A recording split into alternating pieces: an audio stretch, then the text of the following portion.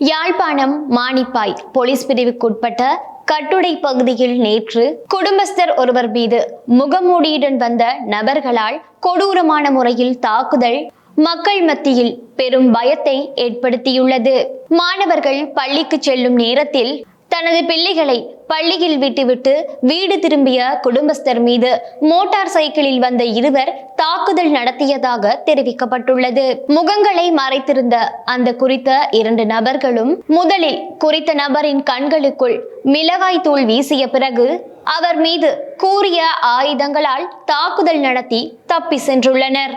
தாக்குதலில் படுகாயமடைந்த நபர் உடனடியாக சிகிச்சைகளுக்காக யாழ்ப்பாணம் போதனா வைத்தியசாலையில் அனுமதிக்கப்பட்டுள்ளார். இந்த சம்பவம் தொடர்பான முறைப்பாடு மானிப்பாய் போலீஸ் நிலையத்தில் பதிவு செய்யப்பட்டுள்ளதுடன் சம்பவம் தொடர்பான மேலதிக விசாரணைகள் மானிப்பாய் போலீசார் மூலமாக தீவிரமாக மேற்கொள்ளப்பட்டு வருகின்றன.